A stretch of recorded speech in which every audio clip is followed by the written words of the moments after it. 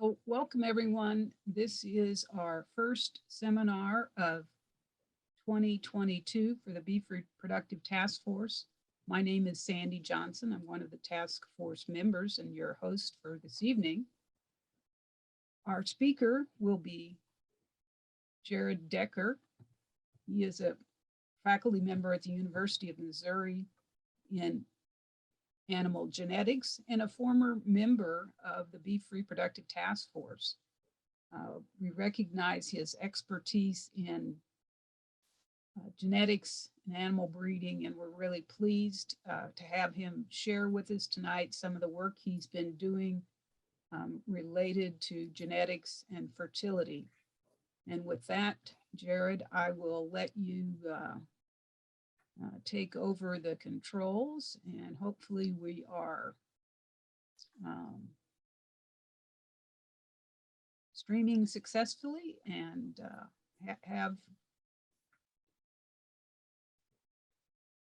it where you can take over. I'm going to stop. All right. Thanks, Sandy. I really appreciate it. And I really appreciate the Reproductive Task Force inviting me to speak this evening.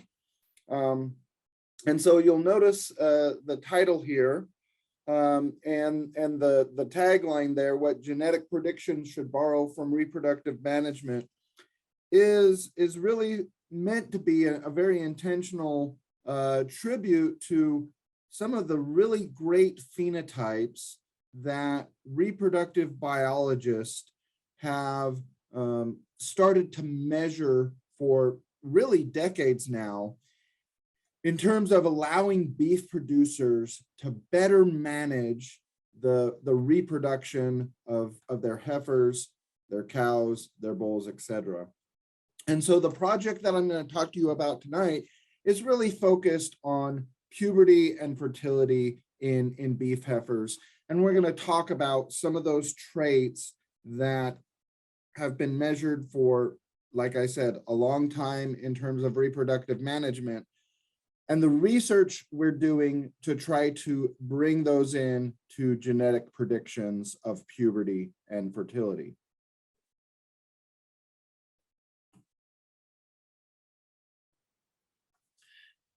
So I would claim, I'm of the opinion that genetic predictions for fertility traits in the beef industry are really lacking. Historically, the fertility traits, things like heifer pregnancy and stability, have tended to have some of the lower accuracies that we see in the suite of traits published by breed associations. And predicting these fertility type traits can be quite difficult due to the limited information we get.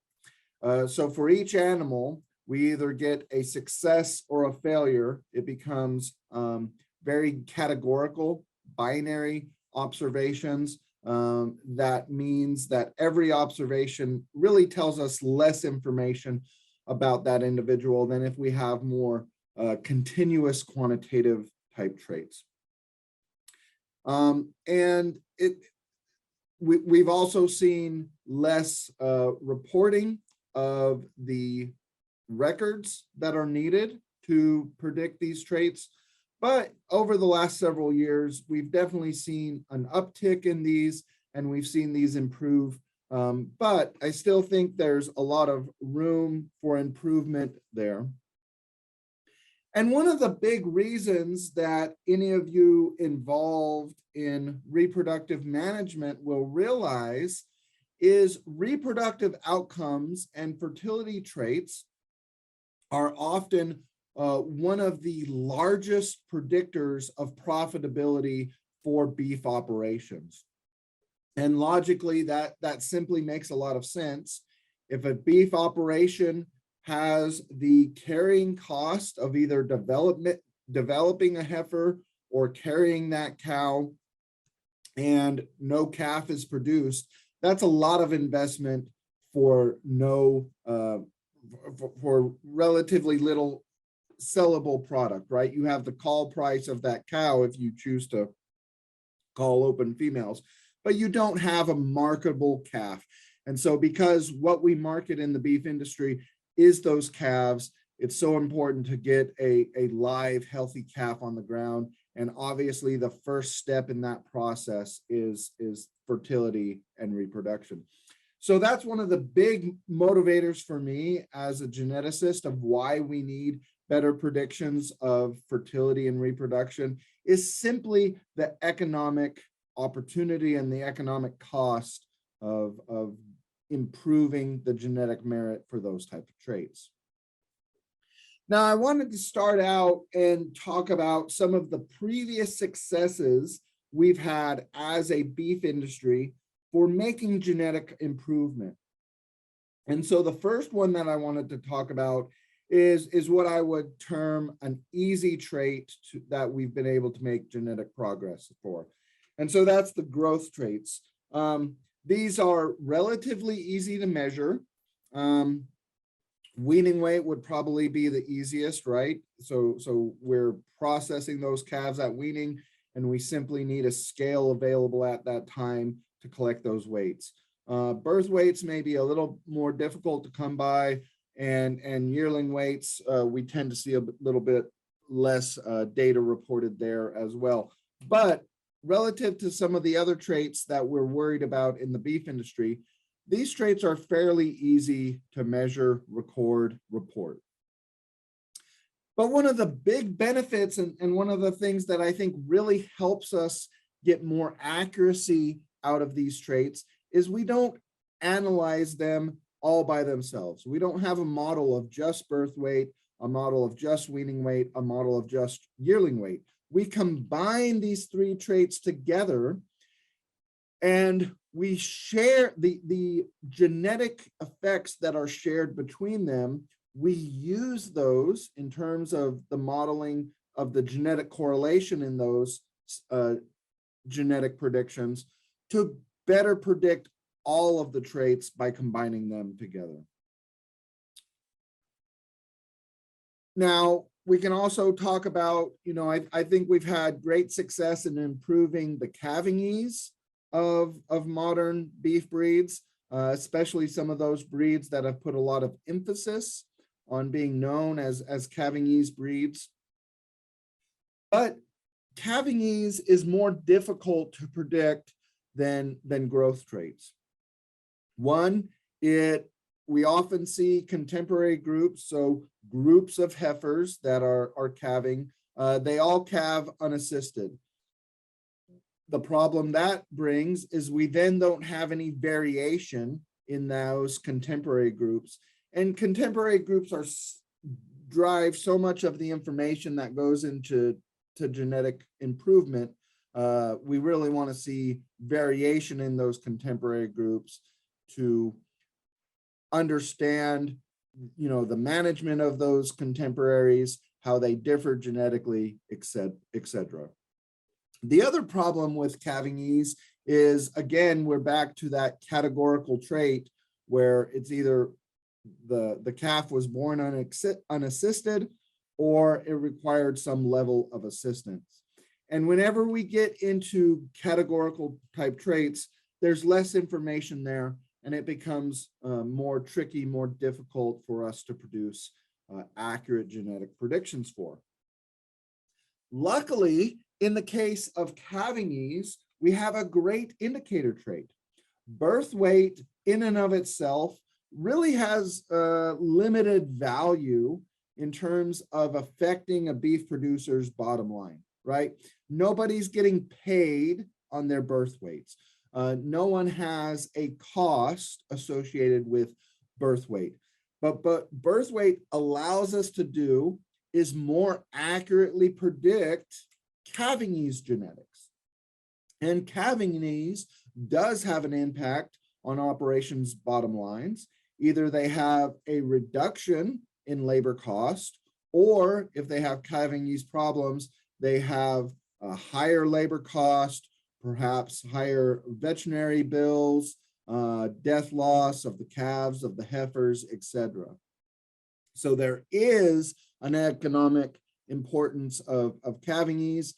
And the real value of birth weight is it gives us that quantitative measure of things that indicate calving ease. And the other thing is we said some contemporary groups lack variation for calving ease, but we'll basically always see variation in the birth weights of a contemporary group. Carcass traits are another trait that traditionally would be harder to predict. And that's for the simple fact that once you actually measure a carcass trait on the animal, it's no longer able to reproduce, right? So once we slaughter that heifer or slaughter that steer or bull, it's dead and no longer can reproduce. So the only way to bring it back as a selection candidate is cloning, and obviously that's expensive and difficult to do.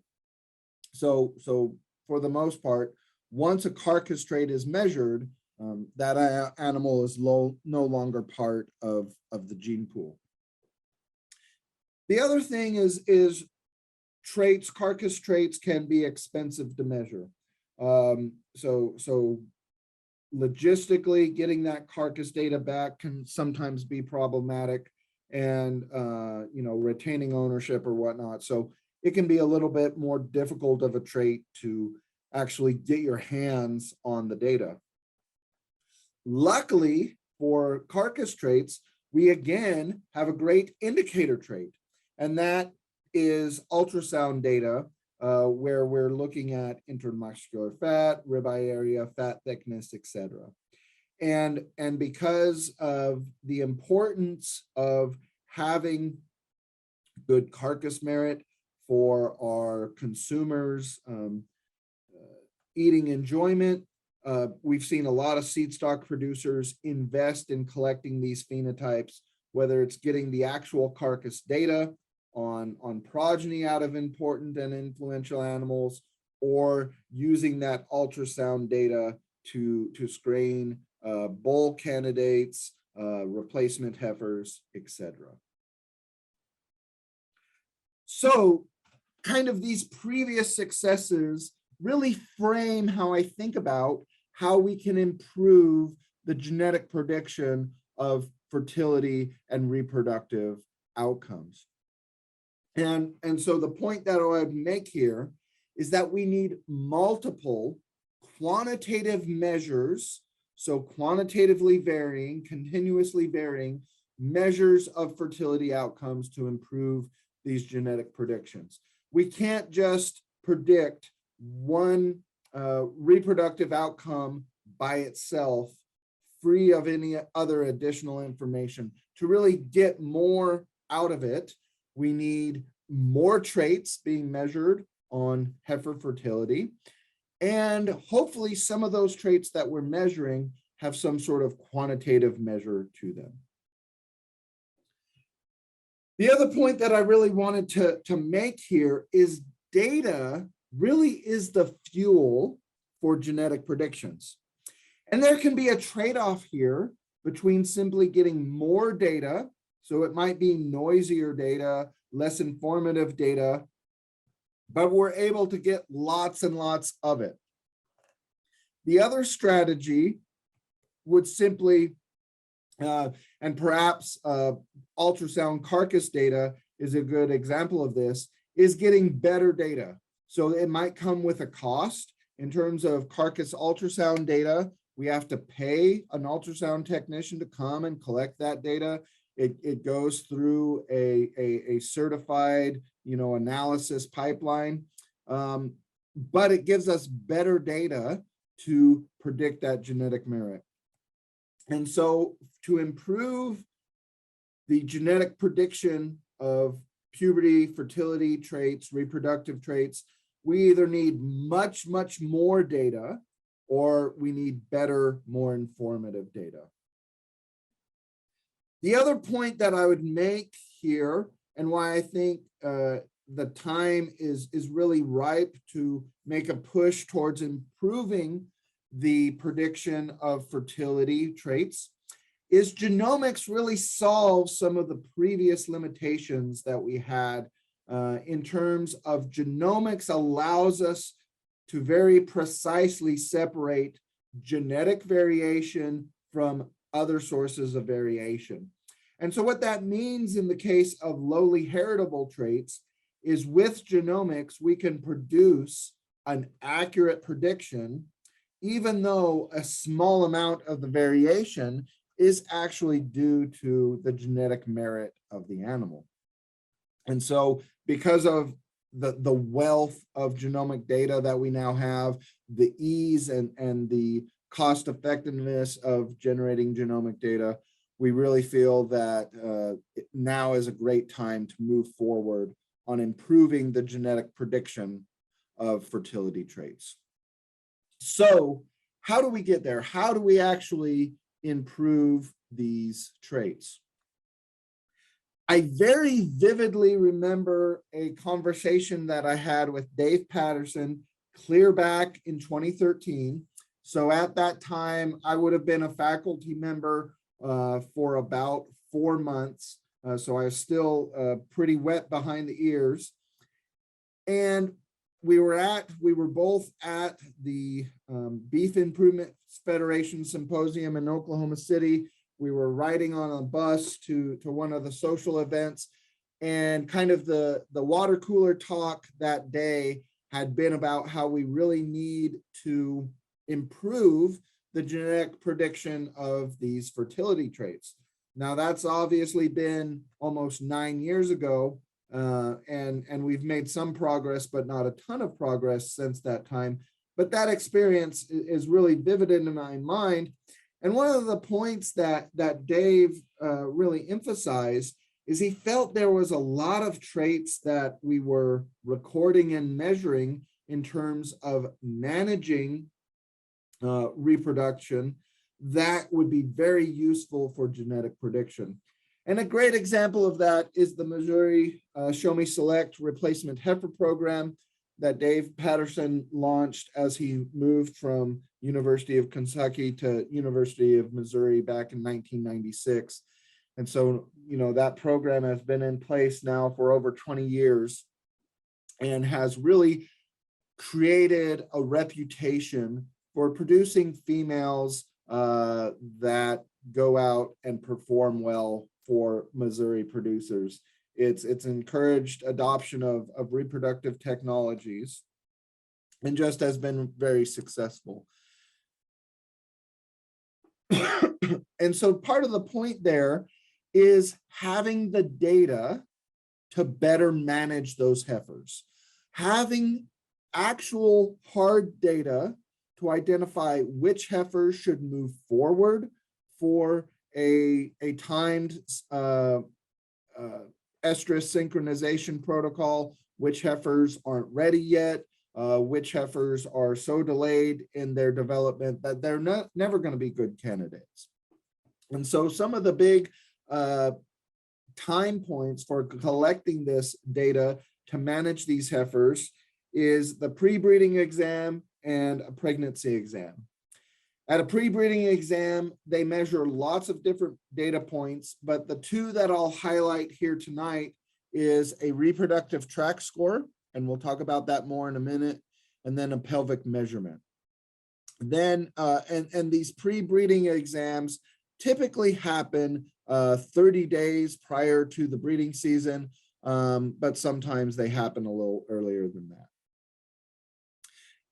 In the Show Me Select program, they also do a pregnancy exam, and that pregnancy exam happens at least 90 days, no greater than 90 days after the start of the breeding season. And here in Missouri, we've seen tremendous uptake in the use of ultrasound technology for that pregnancy diagnosis. So let's, you know, those of you who are reproductive biologists are well aware of what a reproductive tract score is, but hopefully for some of the producers on here, I wanted to go over these. A reproductive tract score is a 1 to 5 scoring system. A trained technician or a veterinarian rectally palpates the heifer's reproductive tract and feels both the uterus and the ovaries of that heifer. Part of the reason that I'm really excited about the reproductive tract score is because it lines up very well with hormonal and other physiological changes that the heifer's experiencing. So we see that the uterine tone and shape changes as that heifer approaches and then achieves puberty. We see that the size of the ovary changes, and importantly, the size of the largest follicle on the ovary also changes as that heifer approaches puberty. Now, these all reflect various things that are happening with LH secretion, estradiol, etc. And so again, I'll just emphasize that this trait, reproductive tract score, is fairly simple to do as long as you have the technician with the experience to do it. And it really reflects the physiology and the biology that the heifer is experiencing. So it's not a subjective score, it's really reflecting those biological differences. Now, I will point out that the difference between a heifer that scores a 4 and a heifer that scores a 5 can in many instances just be the difference of where she's at in her estrus cycle. So you could have a heifer that achieved puberty, 3 months ago, but at the pre-breeding exam is a 4 simply because she doesn't have a corpus luteum, a CL, at the time of the exam. The other thing that got me excited about this trait, the reproductive tract scores, is its relationship with pregnancy outcomes. And so this is observational data from the Show Me Select Replacement Heifer Program. And it's the pregnancy rate from fixed time AI for heifers that had the various reproductive tract scores. And so if we start with those heifers that have a reproductive tract score of 1, most of these heifers are called, very, very few of them are actually given a chance to go into a fixed time AI protocol. But of those very small numbers that do go into a fixed time AI protocol, only 8% of them actually end up becoming pregnant as a result of that artificial insemination. Now, as we move from heifers that are a reproductive tract score 1 to a reproductive tract score 2, we see that pregnancy rate go up quite dramatically. So we go from 8% to 32%. But even then, that pregnancy rate of 32%, if we were to get that in a set of heifers, we would be extremely disappointed in those pregnancy outcomes from that fixed time AI. Now, as we move to a reproductive tract score of 3, those are those heifers that haven't quite reached puberty yet, but are on the cusp of reaching puberty. And in many of our fixed time AI protocols, especially the ones that have a long-term progesterone treatment, we can actually induce puberty in those reproductive tract score 3 heifers. And so we see in that group of heifers that the pregnancy rate goes up to 46%. And then as we move to those 4s and those 5s, those pubertal heifers, we see pregnancy rates of 49 and 52%. And this is a little bit outdated data. I believe Jordan Thomas has some new numbers here that even more accurately reflect these pregnancy differences. One of the questions that we proposed to the USDA as we applied for grant funding for this project is, do these pregnancy rate differences, do they simply reflect shared management of these heifers? So a heifer that is poorly managed and has a reproductive tract score of 2 is also going to continue on to be poorly managed, and thus we would see there to be lower pregnancy rates. Or is there something genetic about these animals that is causing a genetic relationship, a genetic correlation between the reproductive tract score and the pregnancy outcomes? So basically the question there is there shared biology, shared genetics between these puberty outcomes and the pregnancy outcomes, or is it simply a function of the life history of the heifer? And the other important point, if you think back to the beginning of my talk, is if there is a genetic correlation between the reproductive tract scores and the pregnancy outcomes, then we can do a joint analysis, a multivariate analysis of the reproductive tract scores and the heifer pregnancy, and improve the prediction accuracy for both traits. So as we analyze those traits together in a single model, we'll get more accurate predictions of reproductive tract score. We'll also get more accurate predictions of heifer pregnancy if there is a genetic correlation, a genetic relationship between these two traits. Moving on to the pregnancy diagnosis data that we collect in the Show Me Select Heifer program.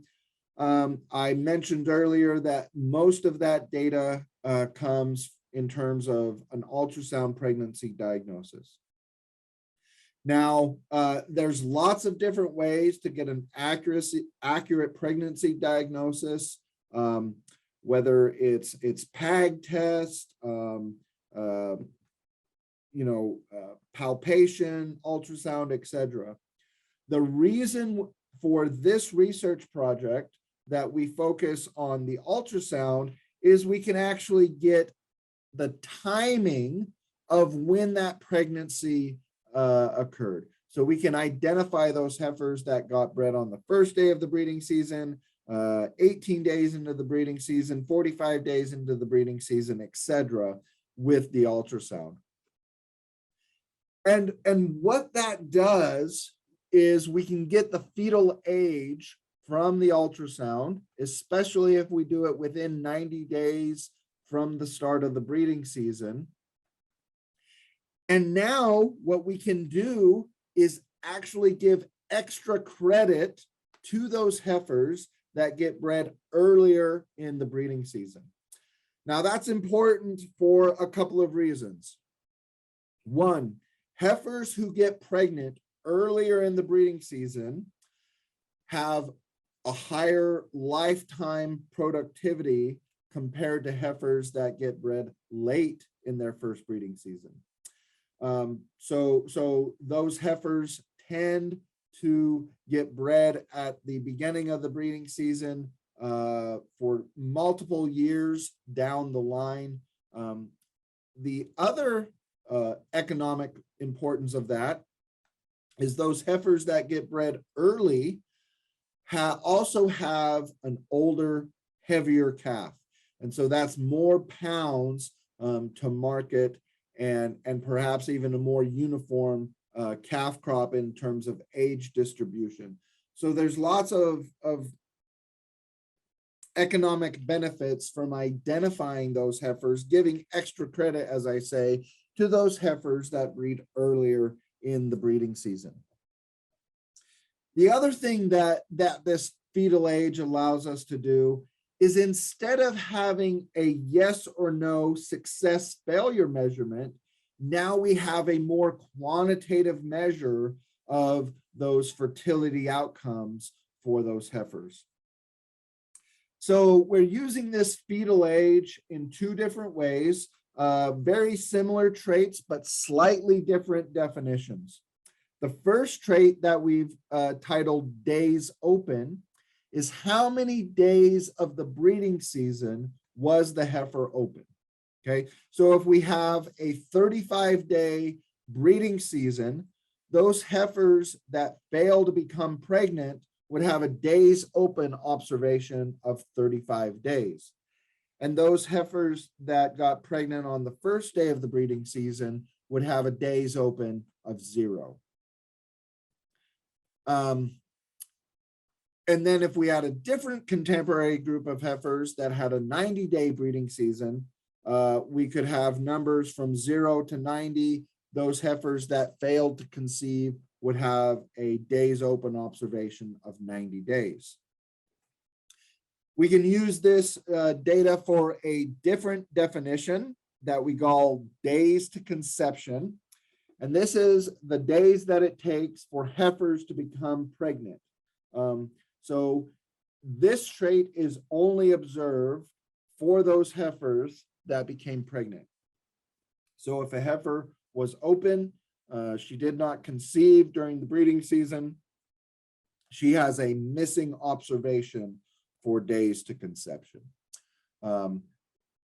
So really days to conception is only looking at those heifers that successfully became pregnant. So kind of going back to the big picture strategy that we're working with here is how we're using these traits to improve the genetic prediction. So reproductive tract score is a direct measurement of a heifer's puberty status. And with that, we can create an EPD for heifer puberty, okay? One of the other traits that we also collect in the Show Me Select program and as part of this research project is a heifer's pelvic width and a pelvic height. Those pelvic measurements give us a picture also of their puberty status, because as these heifers reach puberty, we see rapid growth of the pelvis.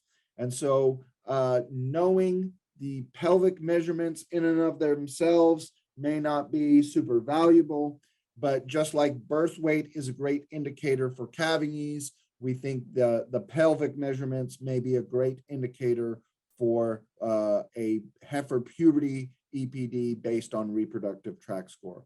So these may not be traits that we would publish an EPD for, but they would be helpful in terms of more accurately predicting puberty status in terms of a reproductive tract score. Moving on to the days open from the ultrasound data. Again, it's a quantitative measure of heifer pregnancy. And whenever we're able to move from those binary observations to a more quantitative observation, there's more information in that data. And with that greater information, we're allowed to more accurately predict the genetic merit of the animals.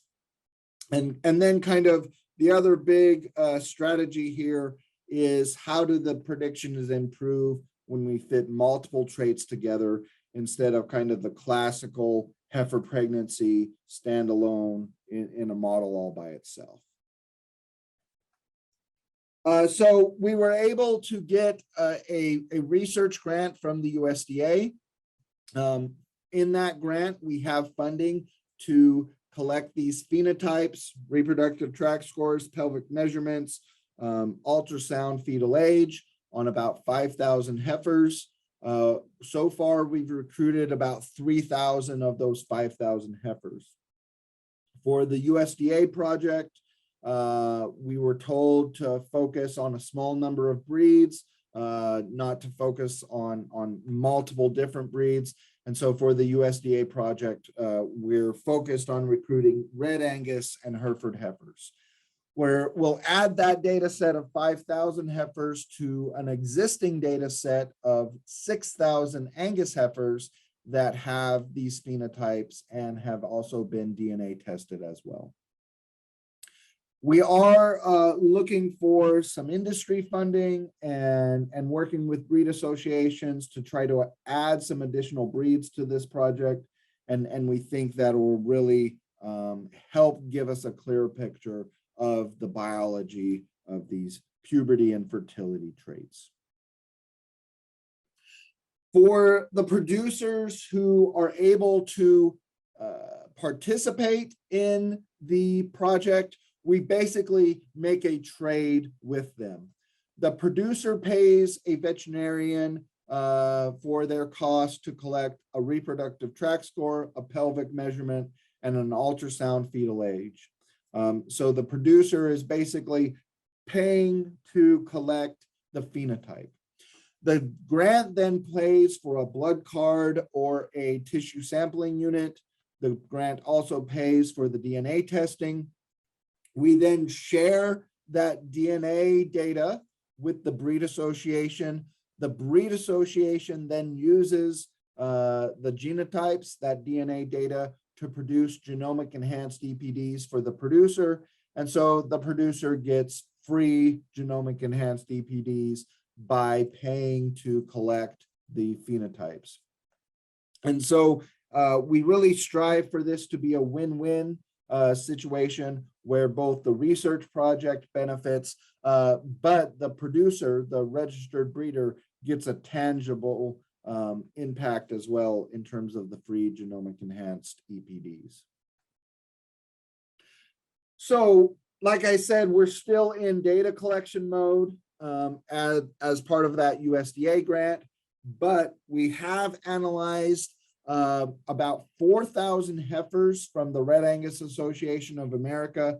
And these are heifers that have their heifer pregnancy phenotypes, their heifer pregnancy data turned into the breed association. And those heifers are DNA tested for genomic enhanced EPDs. So we have the information, the phenotypes, the pedigrees, genotypes on those 4,000 heifers, but we also have the phenotypes and the pedigree information on the 14,000 other heifers that were part of their contemporary groups. So oftentimes we'll see breeders only genotype their favorite heifer from a contemporary group, or only a select few of those heifers, maybe the heifers that go on to be a donor are actually genotyped. We actually bring in the phenotype information and the pedigree information to complete the contemporary group and have better, more complete data on these heifers. Also here, we don't have we don't have the reproductive tract scores on any of these heifers. So we're only in this data set of 4,000 genotyped Red Angus heifers, we're only looking at the pregnancy outcomes. So we're looking at heifer pregnancy and also looking at days open and days to conception. Here, we've kind of done a back of the envelope calculation on days open because we don't have that ultrasound pregnancy diagnosis and the fetal age. So we've calculated days open from the breeding season. So from the start of the breeding season until that heifer's calf was born. And so that does give us a picture of when in the breeding season did the heifer conceive. But it is a little noisier than that ultrasound data due to differences in gestation length of those calves that are born to those first calf heifers. We did do quite a bit of data cleaning to that data to make sure that any kind of erroneous data was removed.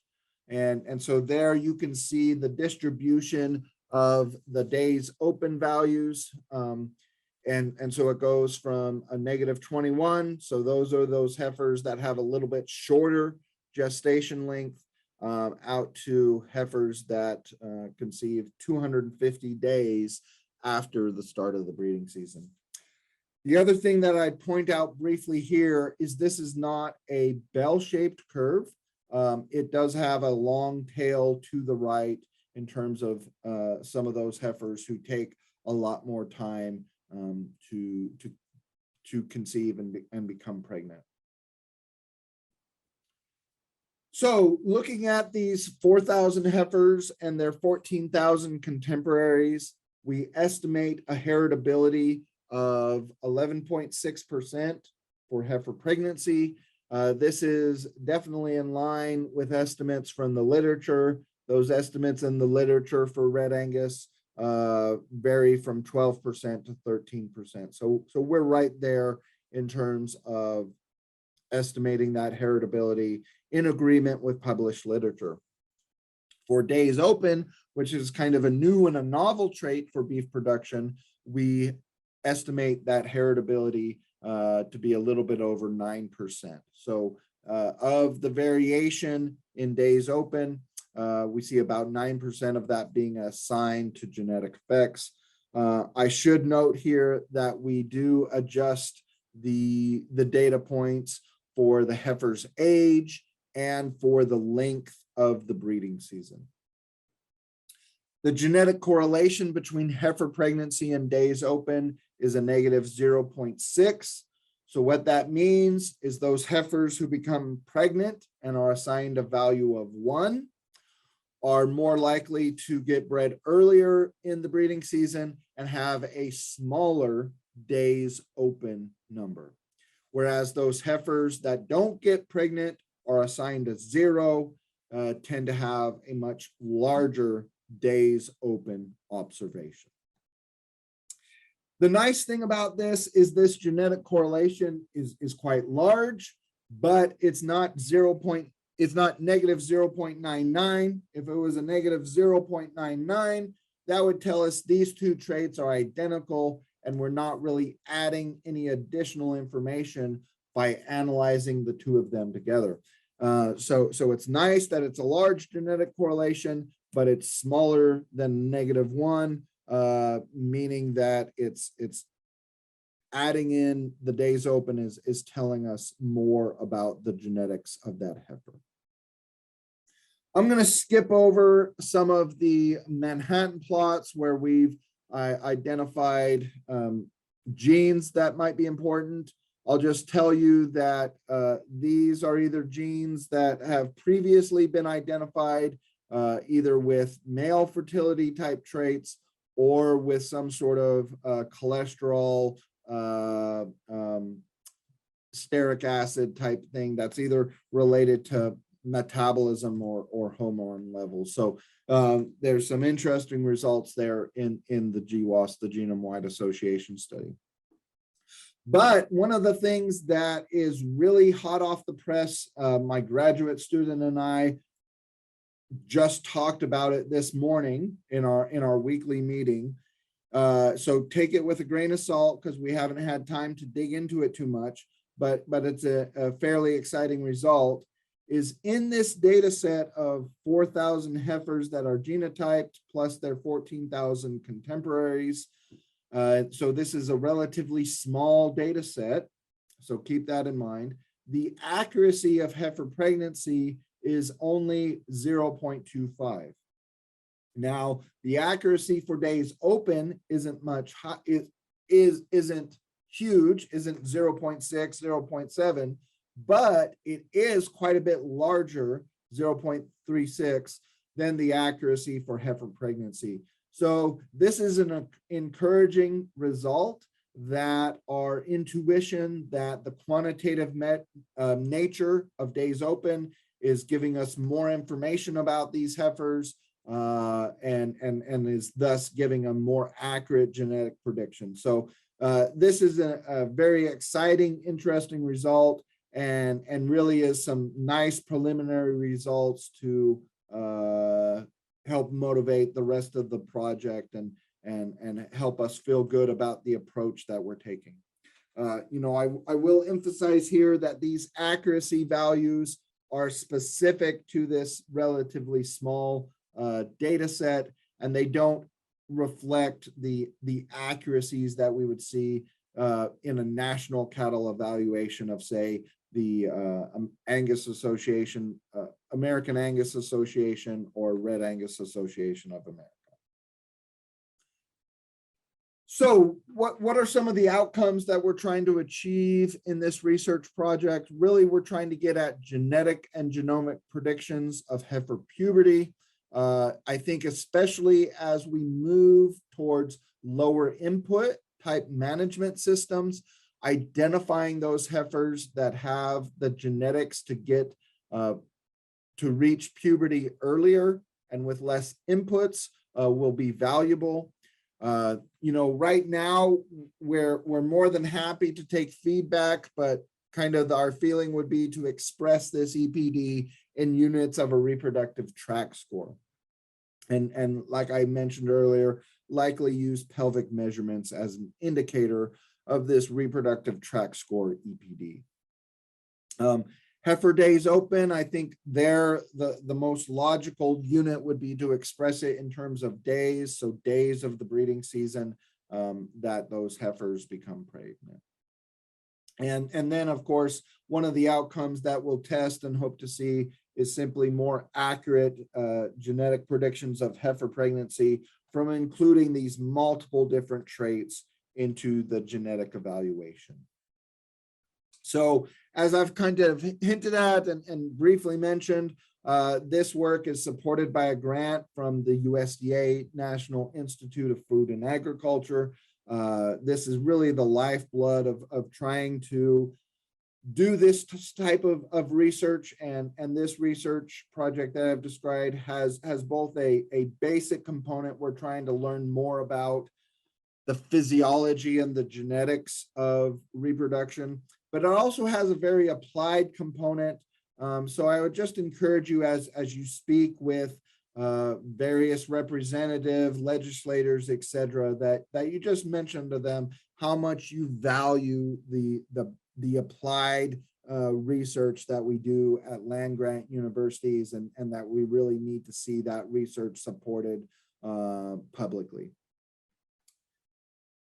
And to finally wrap up, would like to acknowledge the team that really does the bulk of the work here. So Dave Patterson has been a tremendous mentor of mine and kind of helped with thinking about this project.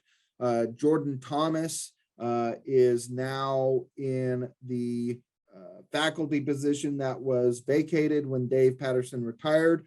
Jordan's doing an awesome job. His group, his master's students, his graduate students have really done a lot of work in going to farms and ranches and collecting these phenotypes in the cases where a veterinarian isn't available. Erin Larimore is the project manager for this. She's a research assistant in Jordan Thomas's and my group. And she's just been awesome in terms of helping organize and keep the data flowing in. Helen is Bob Schnabel's lab technician. She does all of the inventorying of the DNA samples we receive. Bob Schnabel is a faculty member here at the University of Missouri. He does a tremendous amount of work in terms of managing and storing all of our genomic data. And Esdras Tuyishimire is the master's student who has analyzed the Red Angus data that I presented to you all tonight. And so with that, we'll turn the time over to any questions you all may have. Jared, there is a question in the question and answer box, and as you have any questions, please use that Q&A box rather than the chat to please type those in. And Jared, the first question is, what research have you seen or performed on the InVigor score to measure heterozygosity? Is it worth the dollars? Yeah, so unfortunately, I haven't seen a validation study on those InVigor scores. I believe what you're referring to is that heterozygosity test that Neogen and GeneSeek market. That's based on research out of Canada, where they looked at multiple different ways to look at heterozygosity and related that to fertility outcomes, reproductive outcomes. I think logically that approach kind of makes sense in terms of actually seeing a validation study.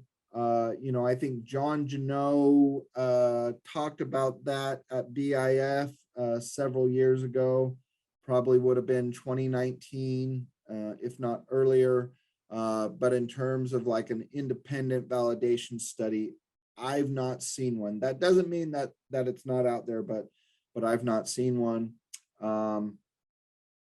In terms of is it worth the money? That's a good question. It's been a little bit since I looked at that website, but I think it was, if you were already doing the Identity Beef score, the Invigor score was a small add-on cost. So in that case, maybe it's worth it. But I guess the point that I will make here, or the opportunity that I'll take here, is we need to realize that those crossbred females are predicted to be about 24% more productive over their lifetime. Now that 24% takes into account the better reproductive outcomes, the hybrid vigor in terms of growth of their calves, the hybrid vigor in terms of health of their calves. So kind of cumulatively, if we compare a straight bred female to a crossbred female, that crossbred female is going to be 24% more productive over a lifetime. Now, I'm not trying to prescribe that everyone has crossbred females, but if you are going to have straight bred females, you need to make sure that you're marketing those calves for a premium to make up for the 24% productivity over the lifetime compared to a crossbred cow. Sandy, you want me to just jump in and read these questions and handle them? Yeah, sir. I can. Okay. Read. Either way, we need to read the question before we answer it. Okay. So Sebastian asked, do you think that the use of days open estimated from calf birth date is biased enough to be not equal to those estimated by fetus age estimation?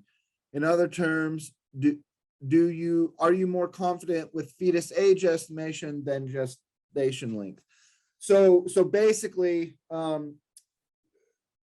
we'll need to ask and answer that question in our research project. So what we'll do is, with those 5,000 heifers that we actually have the fetal age measured from ultrasound, and hopefully a more accurate measure of when in the breeding season did they conceive, we can also calculate the days open from the calf's birth date. And so if all heifers had a gestation length of 283 days, those two data points would give us the exact same answer. But there is variation in that gestation length.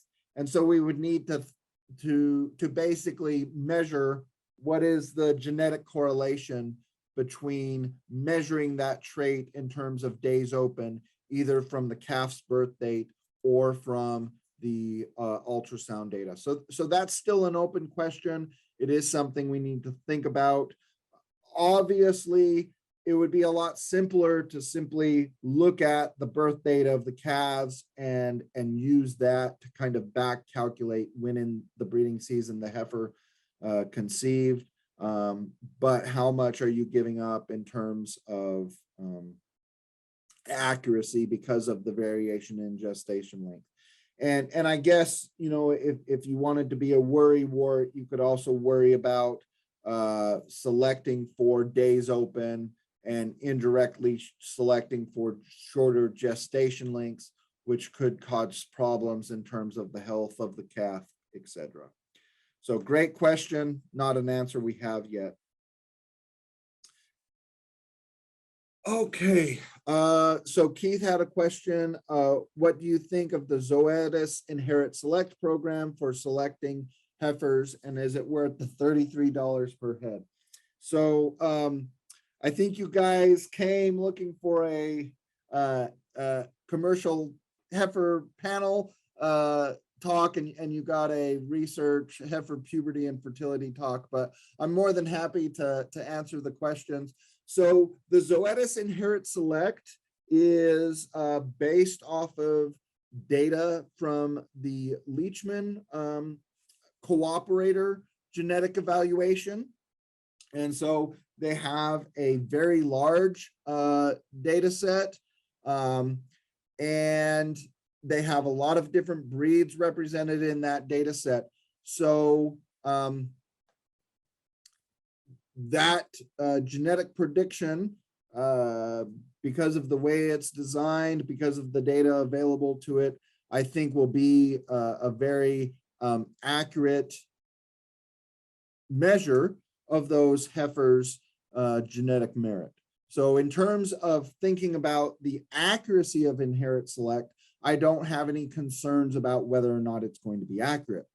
Now, then you throw in, are you going to see a beneficial return on investment by spending the $33 per head on the heifers?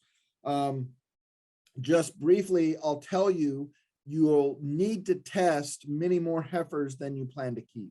So if you need to keep 20 heifers, you're probably going to be looking at DNA testing 40 heifers, okay? Because you're going to want to use the genomic results to rank those heifers and select the best ones. So now you're spending, you know, $33 a head on twice as many heifers as you need to keep.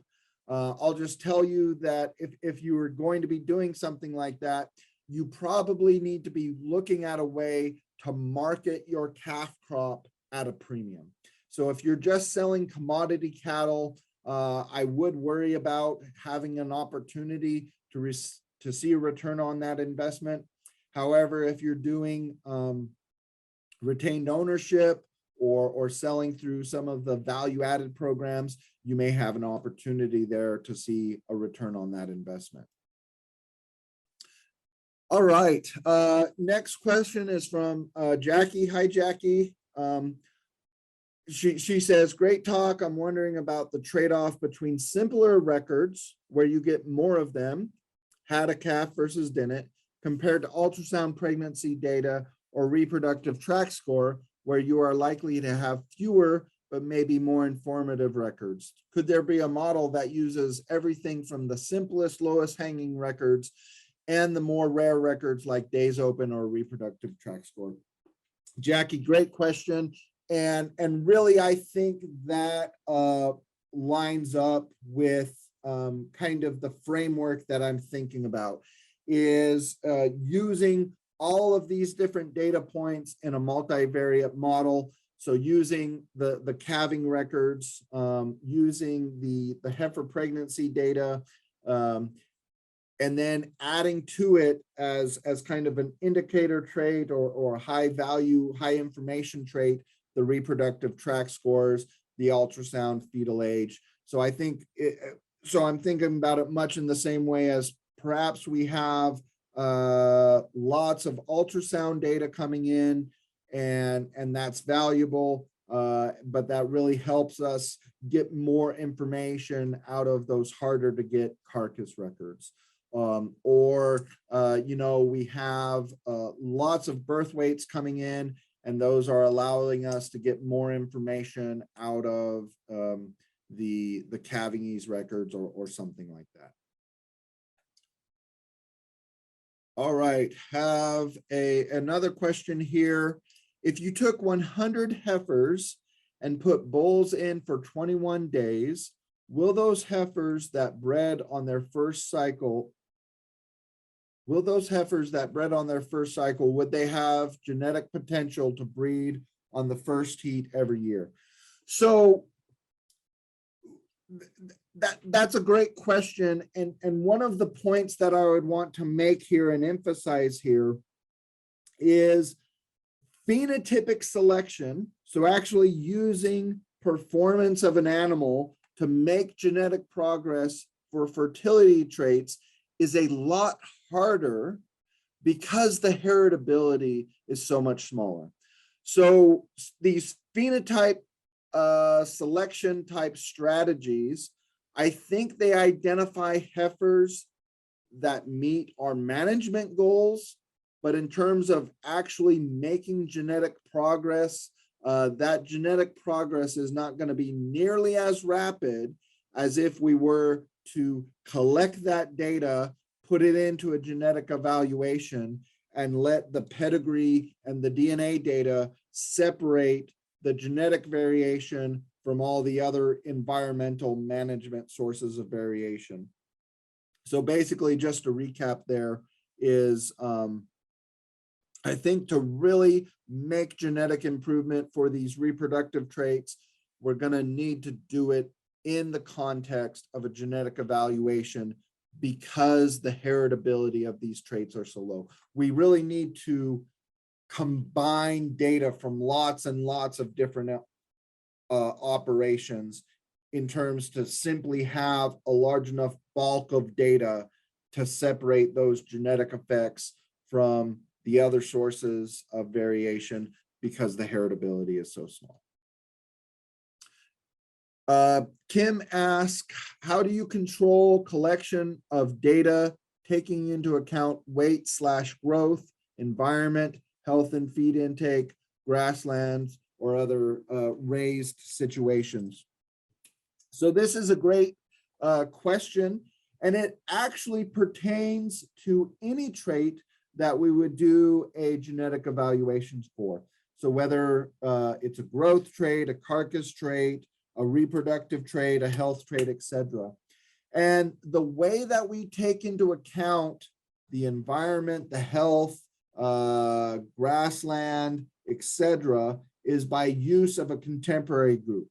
The contemporary group is going to fit an effect for all of those animals that are managed and treated the same way and are in the same environment. What that allows us to do by fitting that contemporary group effect is to take into account those management and environment differences and separate those from the genetic differences. So one of the things that I failed to mention when I was describing those statistical models is we fit a contemporary group effect, like in the Red Angus data that Esdras analyzed, is we fit a contemporary group effect for all of those heifers that were born on the same farm, the same year, the same season, fall versus spring calving, and we're under the same management code. And so that takes into account a lot of those management differences. In terms of weight versus growth, you know, that's one of the reasons I really like the reproductive tract score. Is it's a direct measurement of puberty outcomes. So I think a lot of times we've been thinking about puberty outcomes in terms of a target weight, but there's going to be some genetics that reach puberty at a smaller target weight, and there's going to be other genetics that don't reach puberty until a much heavier weight. So that's one of the reasons I like that kind of direct measurement of puberty. Jared, it looks like we've handled all the questions that have come in. It's past our hour.